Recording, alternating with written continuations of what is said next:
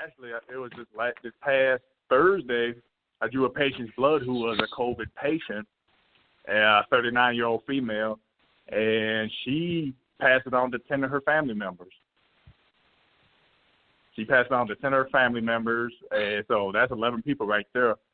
And so, yeah, we have to take the special precautions, you know. If you're dealing with a patient where you have to do an aerosol test or, you know, do a trach and, you know, make the patient cough, you have to wear the whole N95 mask and all that. Whereas my thing, I have to wear the whole PAPR mask, which is like the big doggone spacesuit, hazmat suit, all that. But, hey, you know, as long as I'm protected going in there, you know, we're taking really, you know, safety precautions not only for them but for ourselves. And like you said, Perez, we're in the front line of it. And, and right now what they're doing, too, is they're screening patients coming in. So, like, a patient can't just come in and say, I got a sore throat. No, they're not just taking any old body.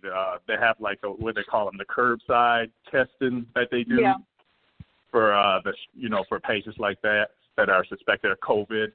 And we're taking COVID suspect patients or whatever you want to call it, but the hospitals have been kind of real dead right now, but I think once this is over, I mean, they're holding up surgeries for the most part because of this. Because what's happening is patients are coming in with a mask, and then they're coming in, like, before we have them outside the door of the patient's rooms, and people would come in and take, like, 5, 10 of them. So now we keep them at the desk, behind the desk, and patients will come in and be like, or family members of the patients, I should say, oh, can we get masks? And you tell them, no, you can only get one per, you know, visit. And they start tripping. You know, they start, like trying to take 5, 10 masks. So that's part of the problem. The other thing is, you know, I don't want to say we have to reuse masks, but what it is like they have the airborne mask, or the droplet precaution mask, which I usually use. It's just like the surgical droplet mask. And then there's the N95s, which are only to be used if you're dealing with, like I was saying earlier, the patients that, you know, you have to make them cough through their trach or whatever. And most of the time, that's the nurses and doctors that deal with that. I don't deal with that part of it. But I still have to go in the rooms that are airborne, that are droplet precautions, and go in there and, you know, either wear the face shield with the mask or the whole PAPR suit mask, which is you hook it up to, like, this little thing on your backpack thing, and it blows the air in for you. So, yeah, so even the gowns, too. You know, there's a shortage of gowns in some of the hospitals. So, you know, we either have the paper ones or we have the ones that they reuse and wash. So there's 2 different ones that we use. But, yeah, as far as the masks go, yeah, there's quite a shortage in that. So, like, it's pretty much, they tell you, you could use your one mask the whole time just as long as you don't touch it. If you take it off or touch it, you got to throw it away and get a new mask. The one thing that kind of worried me, Perez, was the first couple of days when I was there from nurses. Now, this is from nurses now. I'm hearing like 5, 6 different things, you know, as far as like, oh, you're supposed to go in the room and do this. You're supposed to, and I'm looking like, okay, well, how come? Like, I saw a doctor, man, kid you not. I was doing a stay patient, drawing blood. A stay patient is like a cardiac, you know, if a patient comes in through the ambulance with a cardiac, non-responsive, whatever.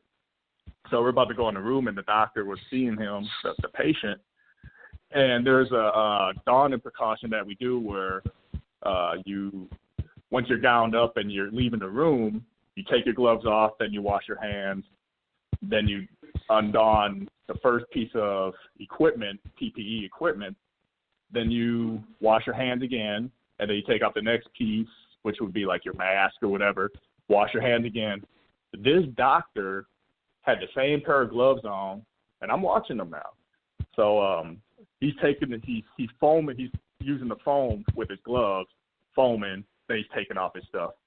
Same gloves on, foams with his gloves on, and he keeps doing it while he's taking each piece of equipment off.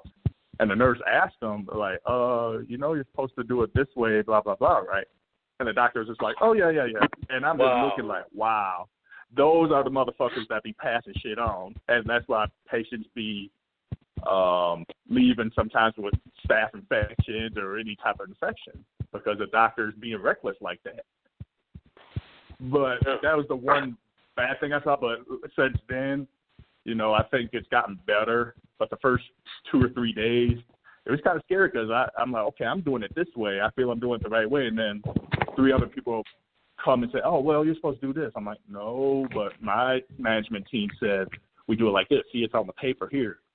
And people's not looking at the paper. They're just doing it their own way. And then they wonder why, you know, people are getting sick still. But people aren't doing the proper PPE on the healthcare side of it. Make sure to subscribe to the channel, hit the bell for notifications, like, comment, share.